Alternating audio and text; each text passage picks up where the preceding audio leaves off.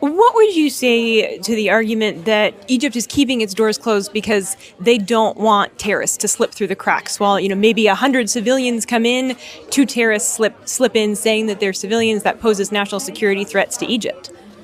I think Egypt has quite elaborate ties with terrorists as it is. They have been allowing the flow of weapons through the Sinai Peninsula in Egypt, Egyptian soil, into Gaza for the last 25 years. So I think that's a very cynical and dishonest argument to be making.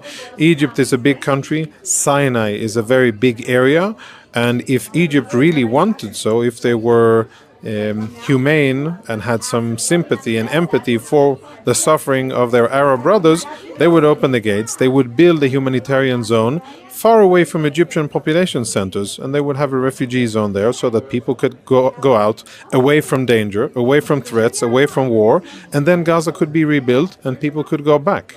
That, I think, is what we need to be cognizant of. We have to set priorities. What's the most important thing? Human life. If we want to preserve human life, if we want to minimize suffering, then the same thing should happen in Gaza that has happened in all other war zones. This isn't a special case. People should be allowed to leave.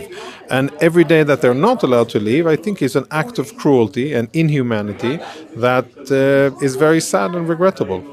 What needs to happen in order for Egypt to open its doors? Are there multiple countries that need to be, applying diplomatic pressure on Egypt? Is there specific tactics that Israel should be taking in order to accomplish this? I think it's a mix of all of that. But, most importantly, the President of the United States, a month and a half ago, said that he has a plan and his intention is to allow people out of Gaza and to rebuild it and to create a better future for Gaza. I don't see that happening. I don't see the American defense establishment or the American bureaucracy, the Department of State or Department of Defense or Pentagon or anybody else doing anything that I see is meaningful in order to achieve or to turn that into reality. And I think that's a shame. And what's really absurd is that the country that is opposing President Trump's plan is Egypt. They are the ones who have coordinated together a coalition of sorts of Arab and European countries, and they have formulated a plan that is a counter plan to President Trump's plan. So what needs to happen is for the US to decide that, no, actually, this is what we want to do.